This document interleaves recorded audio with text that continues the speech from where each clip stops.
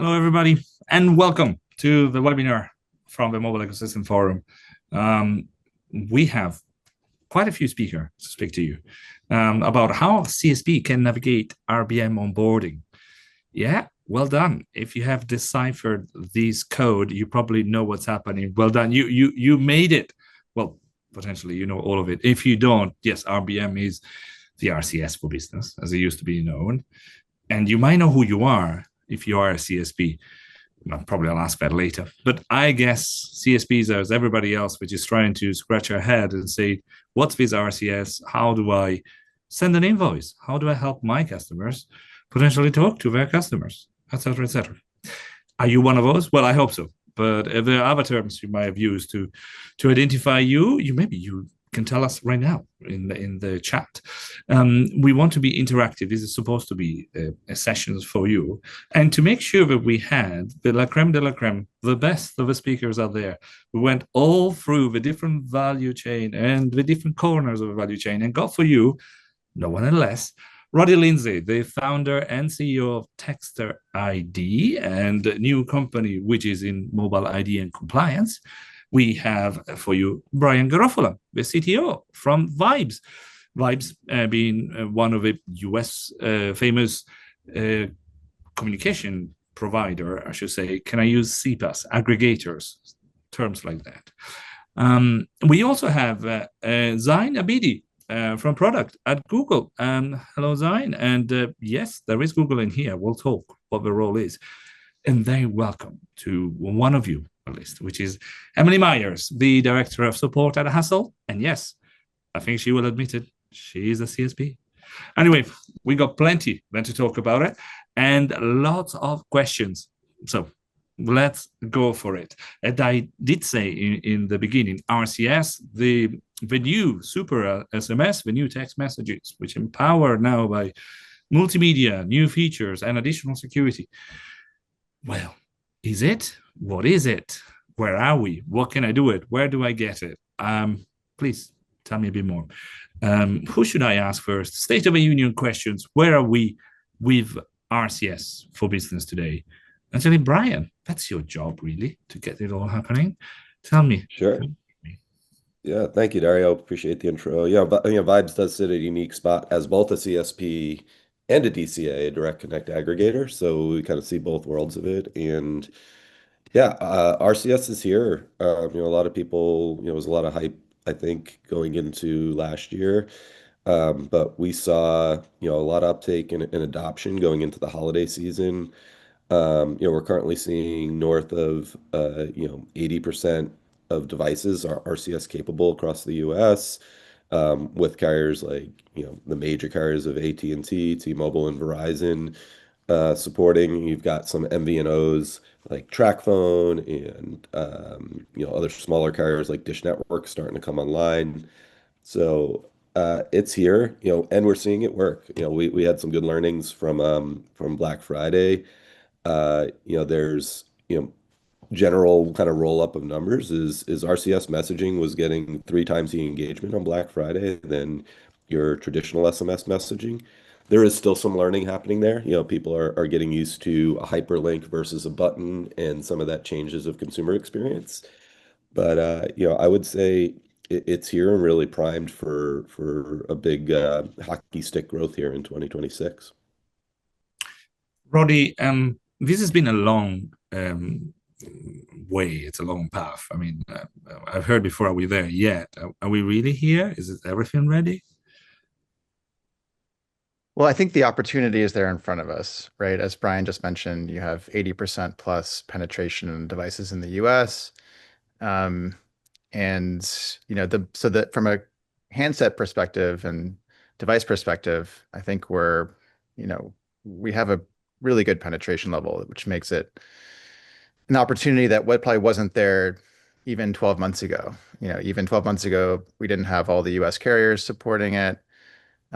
2 years ago, or 2.5 years ago, Apple devices didn't support it yet. So we're at this kind of critical inflection point now where there's this huge opportunity.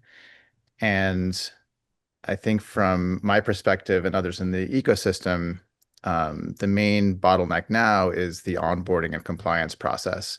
which still has, a long way to go to kind of be figured out.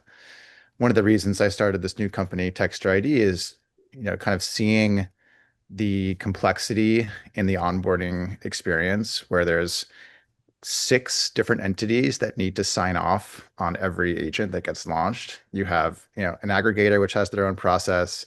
You have Google, you have verification authorities like Aegis, and then you have 3 carriers, even, there's smaller carriers as well. So that's 6 plus entities that have their own review process, which can be opaque, it's changing. And there's this kind of dance that needs to happen in the onboarding process where you have to get a test agent and then you need to test it yourself and then submit assets for review, and a lot can go wrong. And so one of the main challenges for CSPs getting set up today is the onboarding and compliance process.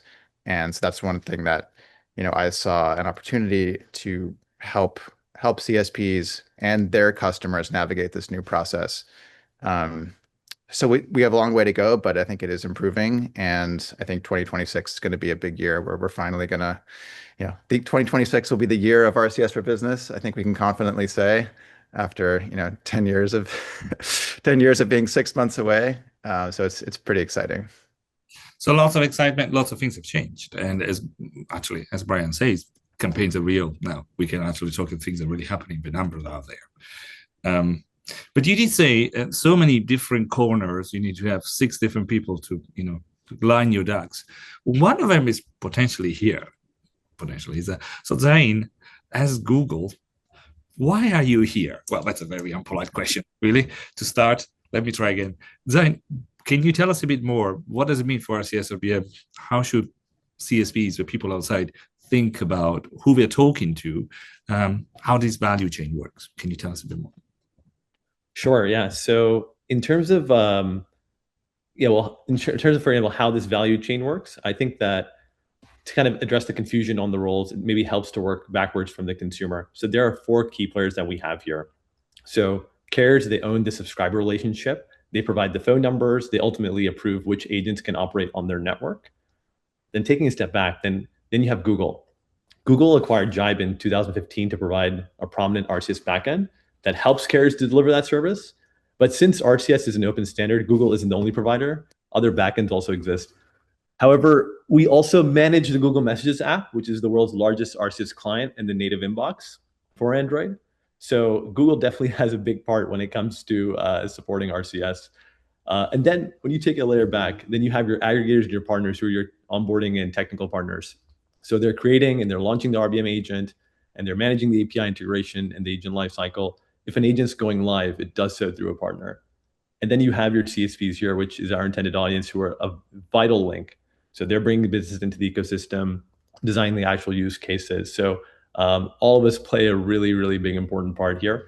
But just to kind of, that's a little bit of the value chain, but also to kind of let you know how Google sees RCS, where we're at today, and also how we kind of look at the next year or so. I think Roddy and Brian really hit the nail on the head. But just to kind of say is that we are definitely past that initial phase, and momentum is undeniable.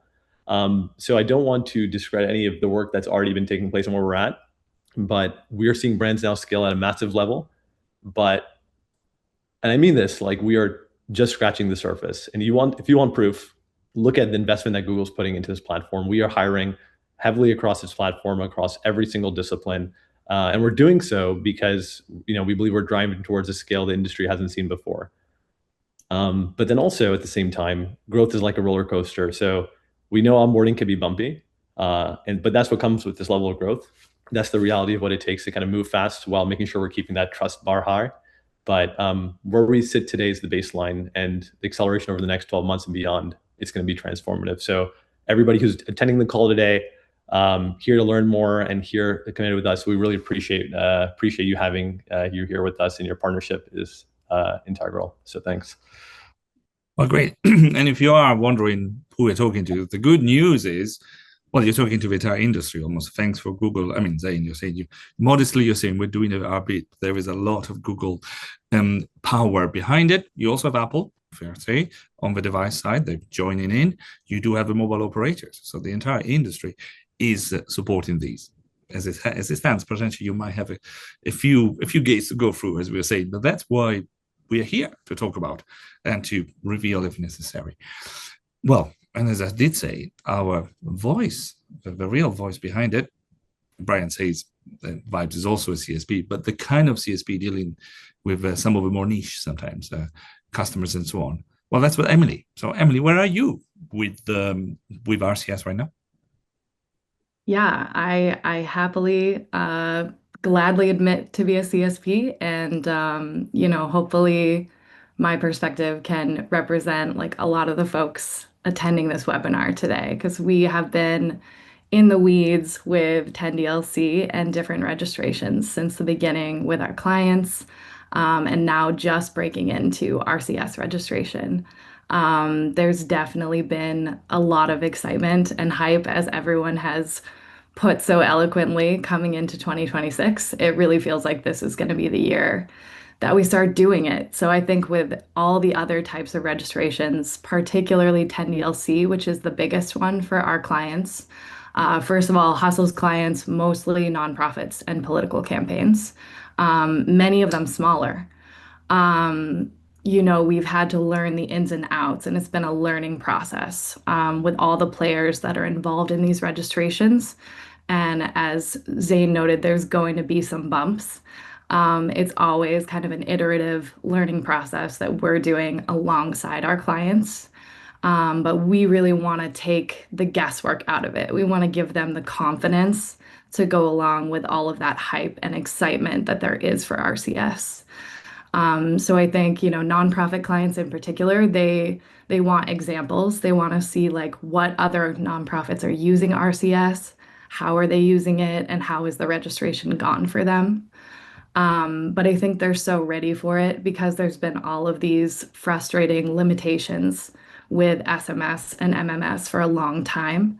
And it seems like RCS is really poised to help them overcome some of those limitations.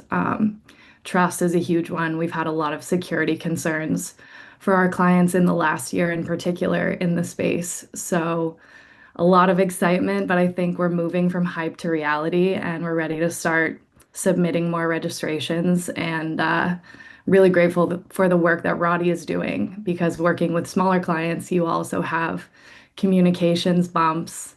The person you're working with is probably doing 15 other things at the same time, not a ton of resources to devote to these registrations. So I think, smoothing out those bumps and just giving clients confidence and starting to get the registration submitted and learn more about it is where we're at for 2026. Interesting. So we are in the right place. You are in the right place, and you can actually run for a show right now. You could ask all the questions effectively. But let's go back one step. US, great success in terms of SMS, great market success. We've heard it. And not just for the big company, but some of the small and medium companies behind them, or some of a very specific niche we've heard from Emily in terms of not-for-profit political campaigns as well. So, Brian, so far you are running a large amount of campaigns that we heard on RCS already. So who is using RCS, or should I really ask, who is RCS for?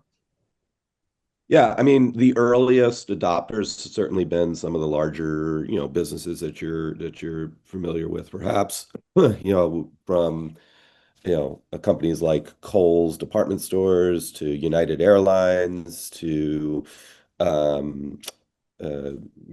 Michael's stores. There's a bunch of others out there doing some interesting things, the Olive Garden restaurants.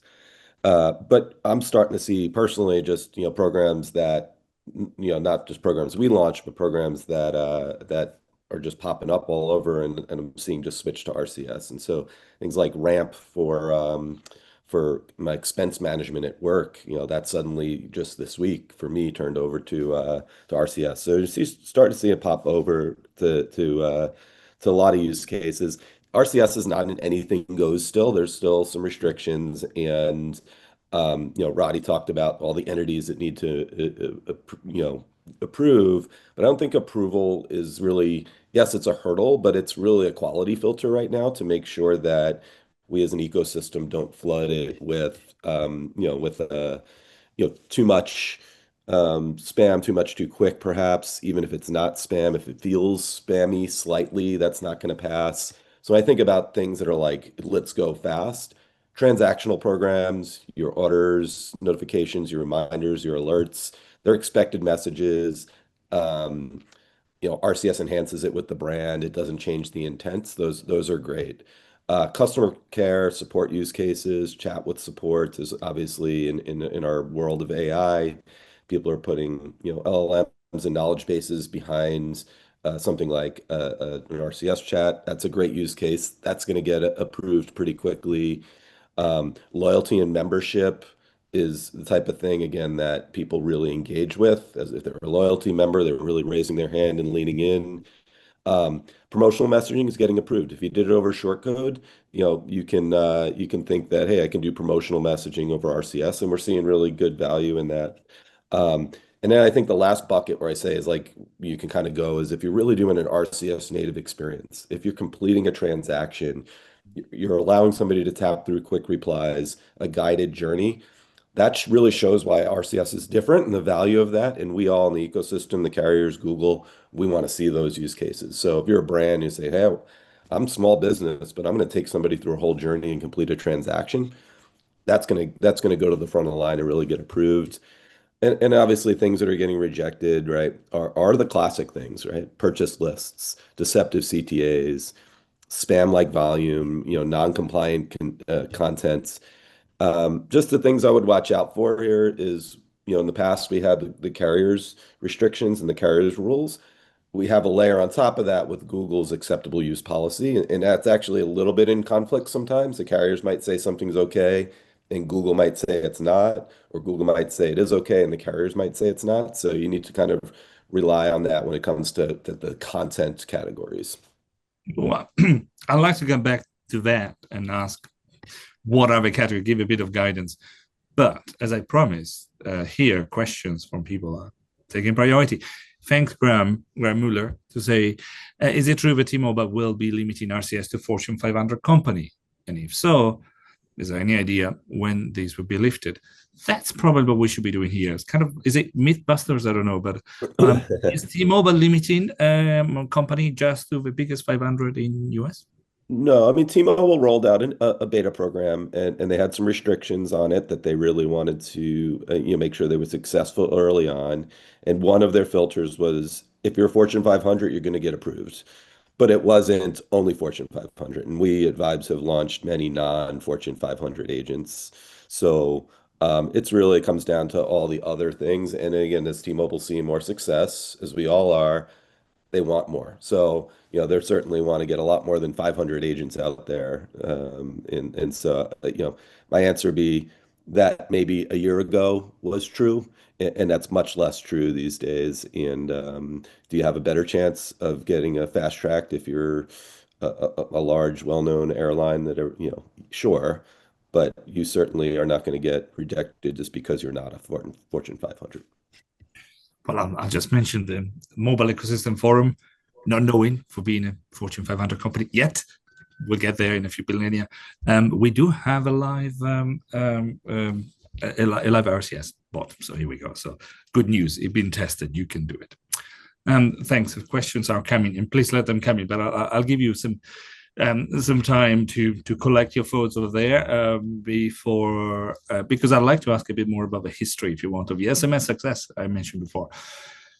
In US, we are not unfamiliar to processes about compliance and 10 DLC. Shortcodes have been around for quite a while. So if you've lived through that journey from day one, how is that different to what we're doing on RCS?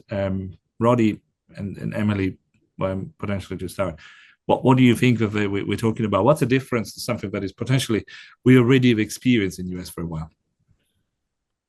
So I think the main differences is the consumer experience on the phone with the branded elements of the logo and the banner and the center display name, along with the agent profile information. I think the belief and the opportunity with RCS is that leads to more consumer trust. If you know that this message that you're getting is actually from a brand that you know and you have a relationship with, as opposed to a 10-digit number or a 5-digit number that, I mean, you didn't, it's not a number you've memorized, it's not in your phone book. You kind of have to just trust that they are who they say they are. Um, if you get see the logo and the brand name, you're going to trust that message more. The flip side is if someone's able to impersonate a brand by taking their brand elements, whether it's the logo, a display name, banner, and spoof a well-known brand, that could potentially lead to a lot more nefarious things happening. And so I think the carriers and Google and everyone in the ecosystem is being cautious at this initial rollout. Think of it, we're kind of in very early days here. And SMS has been around for business SMS has been around for what, 25, 30 years. I mean, it's been a long time, and we're just in the first inning here. And so I think everyone in the ecosystem is being cautious, because the last thing we want is to open up the floodgates and have nefarious actors spoof real brands, and then people just see RCS as another spam channel, which I think has happened in a couple non-US markets where there's been kind of less protections, and I think there's just it hasn't maybe it's seen as less of a trustworthy channel. But I think in the US we have this opportunity now to really make sure that we're protecting against that kind of spam and impersonation, that kind of fraud and impersonation. And so we have to have a high bar in the onboarding and compliance process, because that's where you catch things. It's not, it's harder to do so after the fact. So the kind of move over the last 5 years in the industry away from, or really supplementing the message traffic analysis with KYC, KYB, onboarding, really kind of checking to see that people are who they say they are, is really great. And there's just going to be that additional high bar when you start introducing these branded elements. So again, opportunity with the consumer experience, but also some friction that's needed. There's good friction in the onboarding and compliance process. Well, so no surprisingly, you say you don't just have a brand name now, or you have a brand to defend, to check and validate. So yes, I can see how that has got a bit of additional steps to go through. Emily, anything you would like to say? You've seen the onboarding processes from your point as a CSP. What would you like to comment? Yeah, just to echo what Roddy said, with political campaigns in particular, or nonprofits who are engaged in political work. In my years at Hustle, I have seen these issues with spoofing, and, in a sensitive, highly charged environment, that becomes a major concern.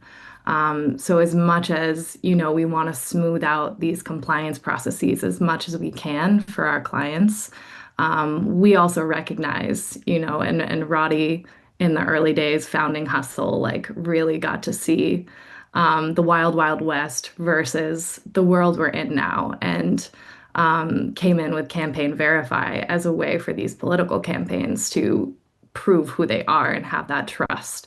I think we all want to live in a world where texting is a safe and trustworthy space. And, it's important to just keep in mind, keeping the bar high is important as well, and making sure that, we can have trust that RCS is going to be a trustworthy medium, and a way that these good actors who are trying to be more effective in their messaging, can have more freedom.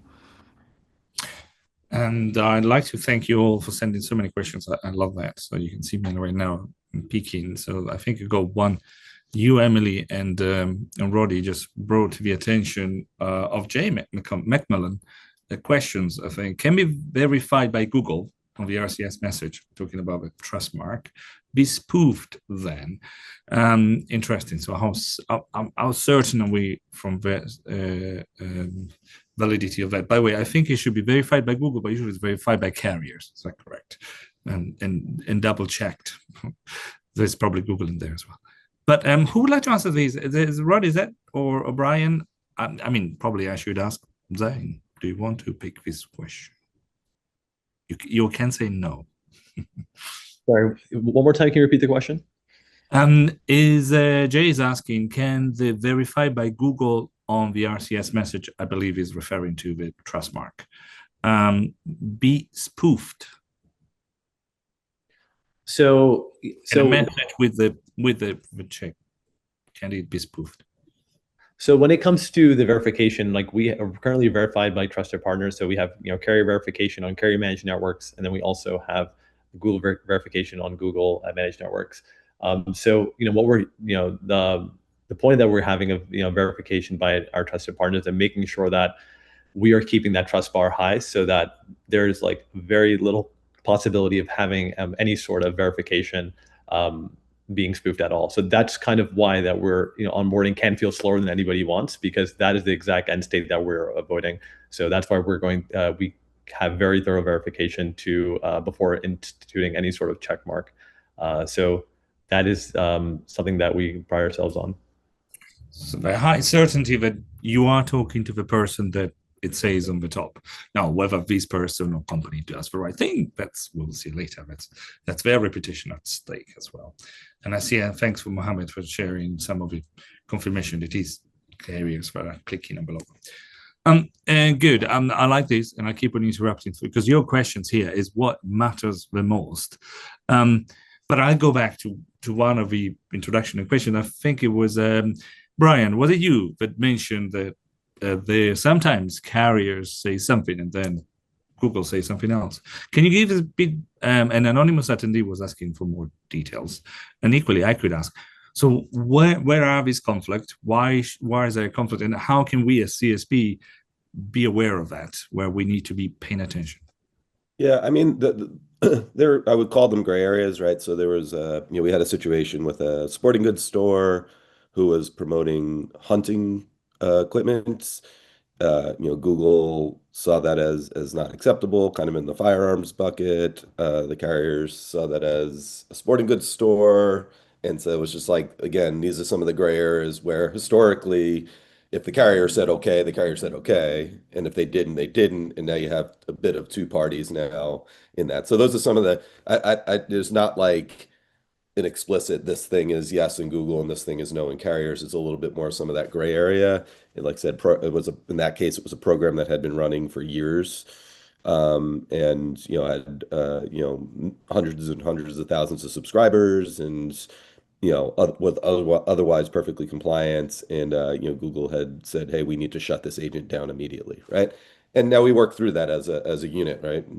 Vibes and our messaging ops team with the carriers and Google got on the phone, talked through why or why not, and resolve that. So those are the types of things that when Roddy talks about being in the early innings, those are the types of things we're going to have to work through. And I know I would say both Google and the carriers are committed to resolving that quickly. So Google's, talked about updating AUP terms and making sure those align with kind of the US ecosystem in reality. So, okay. So we're talking of some gray areas we shouldn't necessarily worry about, and your CSP again will be your first point of call. But some of these will be learned. It seems learned by doing, is it?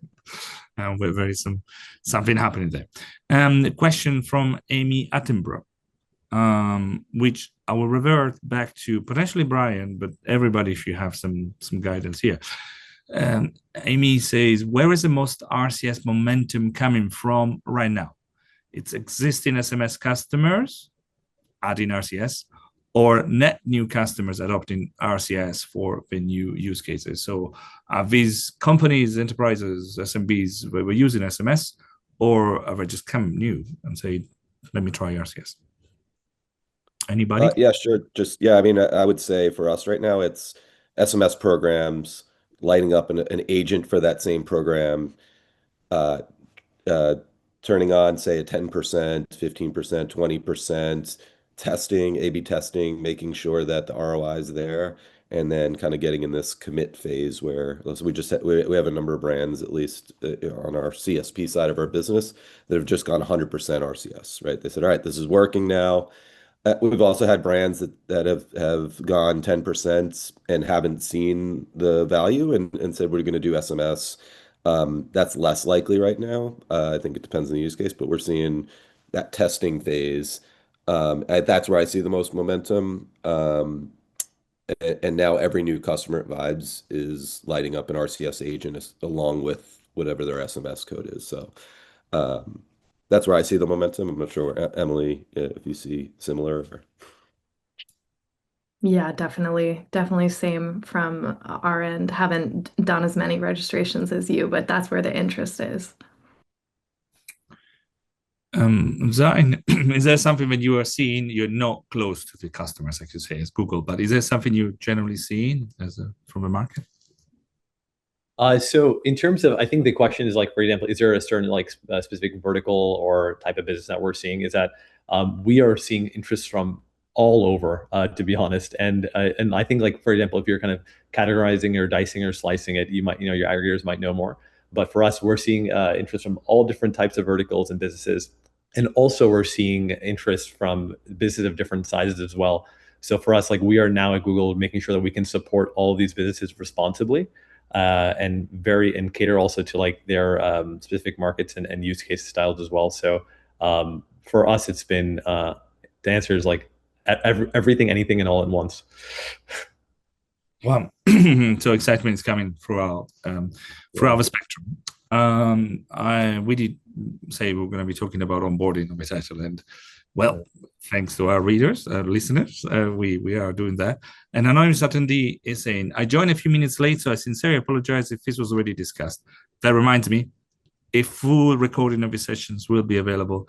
If you miss something, don't worry, you'll be able to catch it up later. But the question is very, we haven't done so, dear attendee. And one of the biggest issues we've encountered involves the submission process onboarding.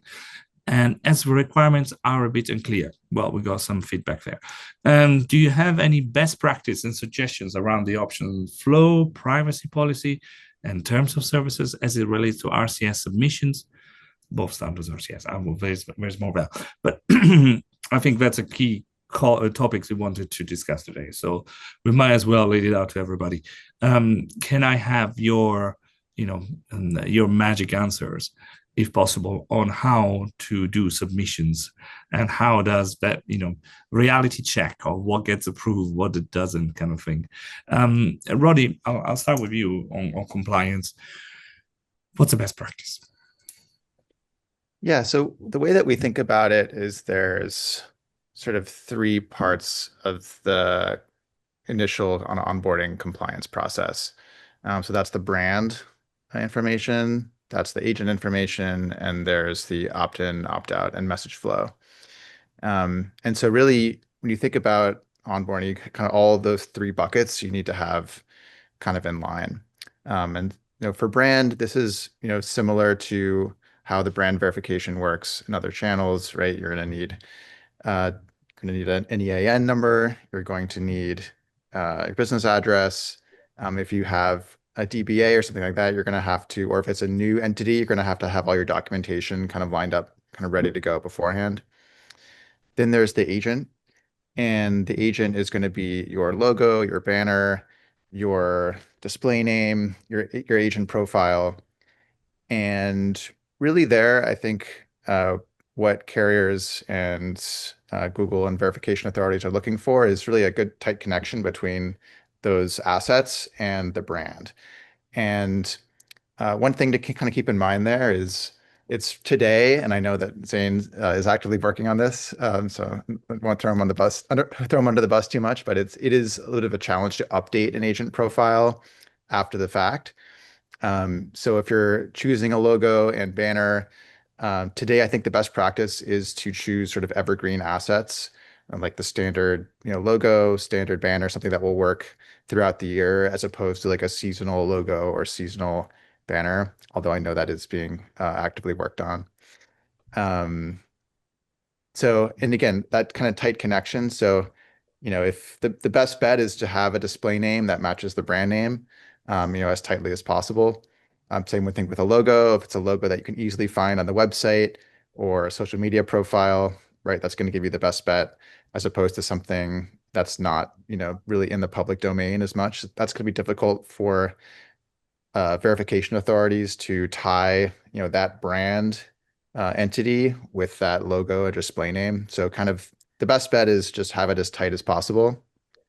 And then with the opt-in, opt-out, message flow, really, I think what carriers are looking for is kind of similar to short code and kind of existing programs, right? You have to have a really good opt-in, have a privacy policy in terms of service that really describes kind of what your program is doing, really clear description when it comes to filling out those boxes, describing your opt-in process, describing your opt-out process. What is this campaign about? Really having, good descriptions of what you're doing. To Brian's point, like if you're already running a short code and that's been running in market for a while, that's great. Evidence, that's kind of going to get you on that fast track. And so these are all things that we've put into our pre-check feature is, uses AI agents to actually check all the bits of submission kind of before it goes out to cut down on that time to launch. But yeah, there are kind of a lot of things, some new things to think about. But overall, we've been doing this in the industry for a long time and have a good sense of kind of best practices there. But there are some additional things to think about. Well, I'll probably ask the same to Zane right now. Google has got a great visibility of campaign approvals. Would you be able to, from the other side, be able to say some guidance on how CSP could think about doing it successfully? Yeah, absolutely. So before I do so, I think I just want to preface that no, it's clear that onboarding is ripe for improvement, and it can feel slower than anybody wants if you've been around here for a while. And it may feel unpredictable at times, and we hear that feedback clearly. As Roddy kindly mentioned, is that it's there is a lot of room for opportunity, and the big picture here is that our goal with carriers is to dramatically expand access. That means more businesses approved, a broader set of use cases, while making sure we're maintaining that trust bar and keeping it high.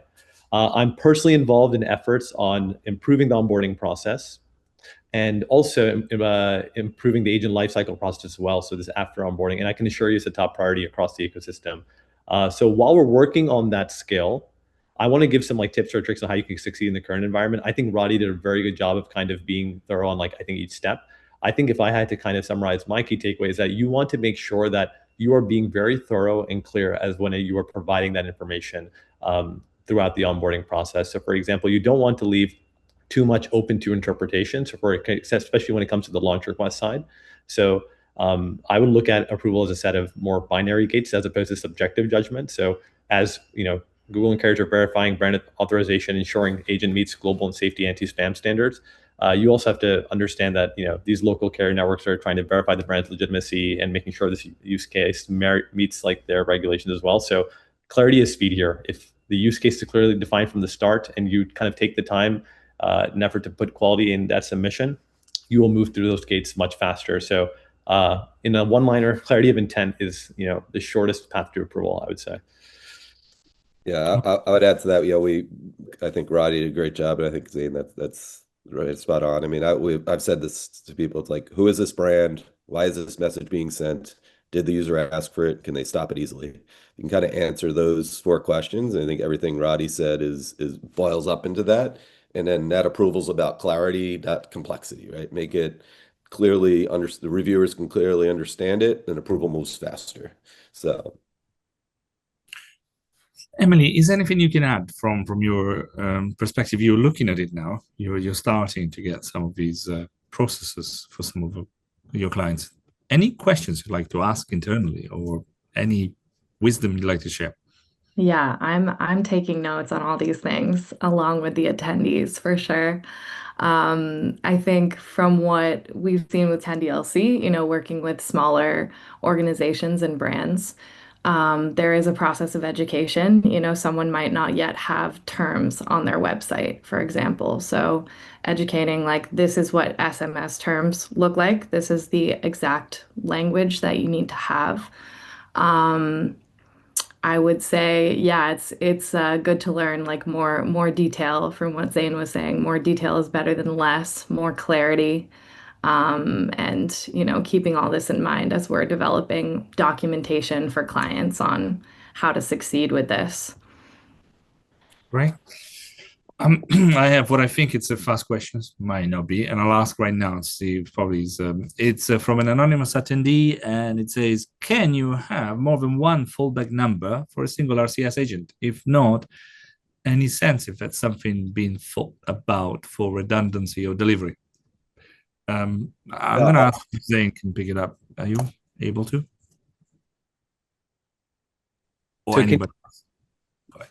Sorry, yeah. So for if you so I believe as right now, like for the available documentation that we have for fallback, I believe that you could have more than multiple fallback numbers. However, I'm happy to take stuff as a follow-up, and maybe we can share this with Dario as a part of a post call readout.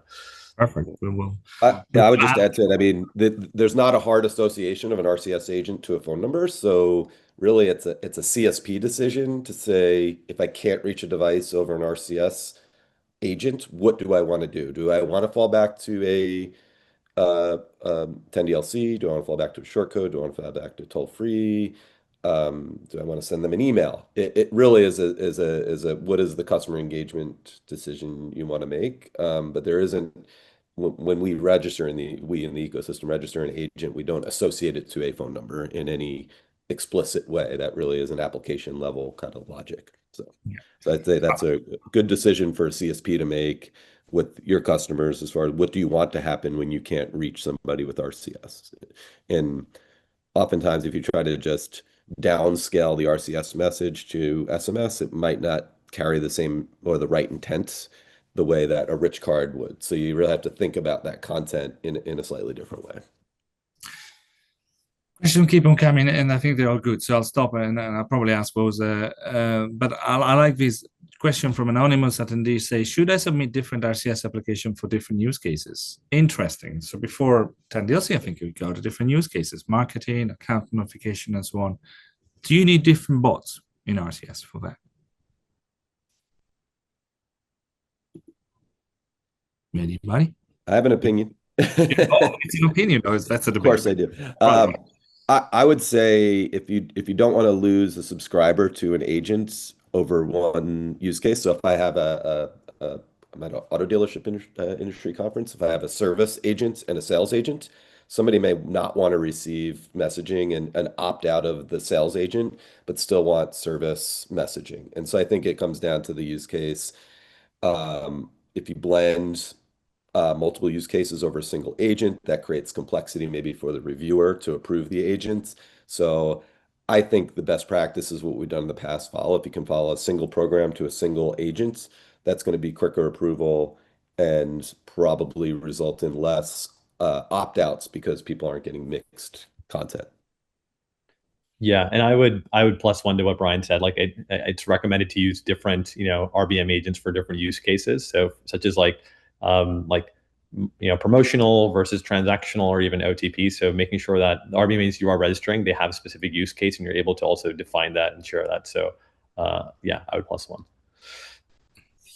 Great. Well, I like a simple answer to difficult questions. How's that? So my kindergarten approach to the problems of CSPs would be: can you provide a red, amber, green guidance? So what are the things that you definitely should do, or some things that you should proceed carefully or avoid?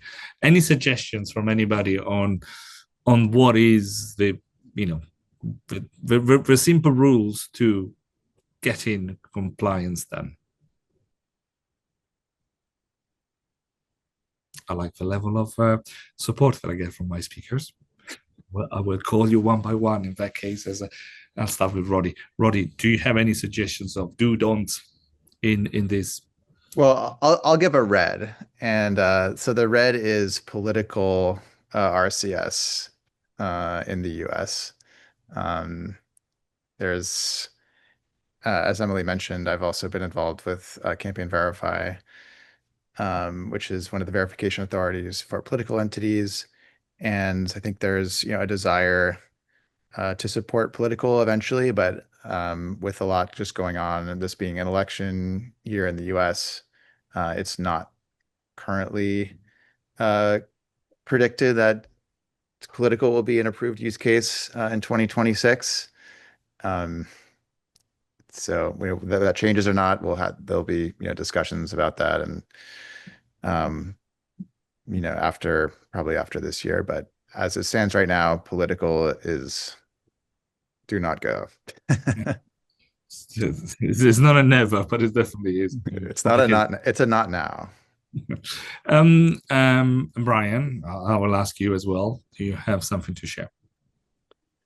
Yeah, I was going to say that's a good one. Certainly, I just go back to that, the high bar. I think there's, I kind of go down that list that I had before, where it's just, way up in the green is your transactional messaging, your order notifications, there's this clear value there, there's clear expectation. Your customer care support cases, that's in the green. Loyalty and membership, I think promotional messaging gets in the yellow because that gets really into content. But again, we're seeing tons of promotional messaging getting approved. And yeah, I really encourage CSPs out there, build some real native RCS experiences. We at Vibes have a solution called RCS Studio, and that allows you to quickly build actual transactional experiences like ordering food through the different online ordering APIs and things like that. All of us in the ecosystem, that really is the promise of RCS, and really want to see those experiences come to life. So if I were to look at a green, it's like something where I check into an airline, or I make an appointment, or I purchase something. Those are what we're looking for, I think, from an ecosystem perspective as the home runs, because that really gets us the promise of RCS. So it shows why RCS is different from SMS. An order notification is great, but it's fine over SMS too, right? The branded experience of that is better, but that's my guidance, is those native RCS experiences are the real green, and let's try to run after those. Zain, what would you add from Google to the list? Any green, yellow? Yeah, I mean, I think there's some, like, in the US, for example, it's very clear, like, political is in the red. But I think one thing that's really important for, I think, everybody here to really take in is that we're navigating a global product that varies by market. So there's different nuances that, you can have in the US versus outside. So not to put aggregators on the spot, but I just want CSPs to know that, like, this is not something for you to navigate alone. Like, your partner is going to be your trusted guide in this journey. They're going to know the specific nuances for every market. So don't feel like you have to figure this out by yourself all the time. And there's somebody that whenever you're thinking about a different use case, that's somebody I would definitely tap on the shoulder, for additional guidance. But I think that, for example, you have your things like political and gambling that's more in the red. But when it comes to the greens, like having a very clearly defined use case, especially for your promotional, and then for marketing, you have to be even more clear. So I think those are probably, I think, the guidelines I would set. And Emily, from your side, you already can share some notes. What do you think with our CSPs? That would be green or yellow? Yeah, so we're definitely still in the discovery phase. Oh, sorry, did you say something else? I can say, you can have a red as well if you want. Have a red as well. Yeah, what we're hearing is that fundraising, like nonprofits, obviously their lifeblood is fundraising. They like to do that over texting. That has been a huge increase in engagement and donations versus email. But, fundraising seems to be in the red. I think we're kind of probing that and seeing we have nonprofits who want to use RCS to showcase their work, to invite folks to events, runs, and walks, to recruit volunteers. So these are some of the use cases that I think are yellow. Of course, folks on here have a lot more knowledge, so can jump in with what they think. And then fundraising seems like it's in the red. But yeah, we'll see how that evolves or what we learn as we go through more of these nonprofit registrations. There is an entire world left open there, but you can see there's a lot of yellow things are moving as well. Okay, so we as in the industry is there to discuss those, and I'm sure you already got 4 people that with knowledge, if you're listening now, they can look at some of those questions for you as well. But talking about questions, they keep on coming, and I know we'll have to stop at one point, but a couple of interesting one, all of them interesting. Mohammed Helkatabi. Who owns the agent once it's live, the enterprise or the CSP? Any risk of the agent brand being locked into one CSP? Would like to give an answer to that? Well, I'll kind of take this. I mean, the agent is registered on behalf of the brand. Obviously, it does sit inside of an account for your direct connect aggregator. So that is, and yes, it can be migrated. So it can be migrated if you as a CSP are working with Vibes as your preferred aggregator, because we're awesome, and why would you want to work with anyone else? But you decide that, hey, we've signed a contract with a different aggregator, it is possible to move agents between accounts in Google. It is a manual process. We have done a bunch of them here at Vibes, fortunately coming inbound to us and not going out. But that's much like a short code transfer process as well, if you're familiar with those. Or you can actually do the same thing in the campaign registry to move a 10DLC between aggregators. So really, I think it's hard to say who's the owner per se. Certainly, obviously, that brand has paid for that registration and their business has been verified. And then it is kind of sitting in the steward of it is the direct connect aggregator. Well, I thought I was going to ask some of the tough or controversial questions. I've been beaten to that as well. Look at these. Somebody's asking, is there a preferred aggregator? Twilio, Cinch, Infobeep, or someone else? Brian, you can shout, but I've not let you answer that one. Is one better with RCS submission than the other? I'll ask that to Google, and then I come to Brian. Yeah. Let me take that before any self promotion comes from Brian. No. So there is no preferred partner one over the other. In our eyes, all partners are treated equal. I think one thing I would just think about as to kind of give more helpful advice to CSPs or brands, that it's helpful to work with a brand who has done this before and has been doing this for a while. Kind of piggybacking on what I said earlier, is that you are really relying on an aggregator and partner's experience, right? So as you're kind of looking at launching that first agent, it really helps to have a partner who has experience in that market. So there isn't a preferred partner where, for example, if I work with Vibes, you'll definitely have this agent approved because Brian and I are best friends. There's no secret handshake under the table agreement. But so the answer to that's no. But I would say, and as I recommend, it is helpful to work with brands who are familiar with the RCS space, because that will just kind of help you give you the right guidance on kind of passing through those gates quicker. So. Yeah. Brian, I'm interested to hear how you would answer this question. Yeah, I mean, listen, I think that it's not a zero-sum game. So, I believe, we here at Vibes do a fantastic job. We've gotten many hundreds of agents live. We are building a solution in RCS Studio that automates that process to the extent possible in the ecosystem, that allows CSPs a self-service tool. We're collaborating with Texter ID to enable Texter ID to be able to leverage the solution that Roddy and team are building to launch agents directly onto the networks through RCS Studio. So we're really heavily leaned in on this, and we have a really great team of experts that is streamlined in the process. But again, it's not a zero-sum game, and I think, to me, if I were really being honest, I want to see adoption of RCS. We'll all win, and kind of a rising tide will lift all boats around here. So we're certainly one of the options, and obviously, I wouldn't be honest if I wouldn't say I think we're the best one, but so would the other players here say the same thing. So It's all happening now. Extremely diplomatic. Yeah, well done. I'm looking at the questions, and there are some great questions left there, including the question of pricing, the what happens when people, don't live, why people might not leave after one campaign RCS. All great. Some of those have been answered. Thanks for being answered online. I think it's probably time, however, to wrap up because we've got 5 minutes left.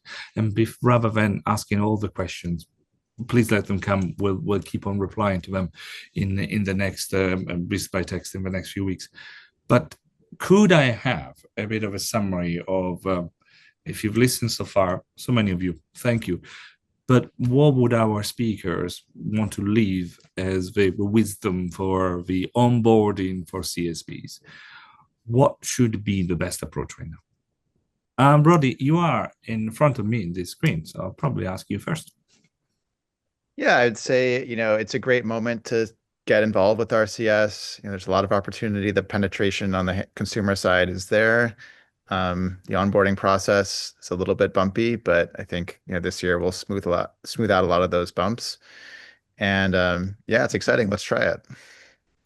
Let's try it. So, Emily, as you said, you're here as our conscious, our real CSP. Not the Vibes is not a CSP, but for focused. What would our conscious say right now? Yeah, I agree with Brody. Let's do it. No more hesitance. Let's jump in and yeah, I think it has incredible potential, but we should just start using it. And I'm just thrilled to again be reminded that there's such smart, capable people in the space working to reduce the pain points that come with any compliance process, frankly. So it's been a great conversation. Oh, great to have you. And Zain, from a Google perspective, what's your wisdom to share? My wisdom to share today, I think it would be two things. I have two asks, and those asks are, I'd like for you to be patient and impatient at the same time. Be patient with the process. The friction that you're seeing today, it's there for a reason. We're building, the most trustworthy communication channel that's going to provide value, and that takes time. It takes gatekeeping to really create a scalable process. So, work with us, help get folks into the pipeline. Some of these obstacles are here for a good reason as we're building this out. But be impatient for the results. Like the growth of RCS is going to be powered by people who are impatient, who are pushing us. So we love that energy, and thank you for being on this roller coaster with us. Thanks for the questions, and we're looking forward to your feedback. But we have a lot coming this upcoming year and beyond. So yes, so be patient and be impatient. Well, fantastic. And in terms of Brian, you're the aggregator of CPAS, etc., etc. So I feel a bit sorry because I'm taking you away from campaigns right now. You seem to be pushing and doing a lot of that. But now that you got at least 1 hour to think about the total and what's happening out there, what would you want to share from your hectic moments of getting RCS campaign up and running? Yeah, I would say, similar to Emily and Roddy, and just, try, experiment, test. We've seen everything from, do links in text work better than URL actions? Do rich cards convert better? How about carousels? And I think all these things as a CSP, you need to be testing these things so that you can be guiding your customers to the highest impacts. And I think that there's not the jury's still out on what those best strategies are. So that's my advice is, get some agents live, and do a lot of testing, do a lot of A/B testing, take small samples, solve segments, and really learn from that. And I think you'll start to guide your own strategies.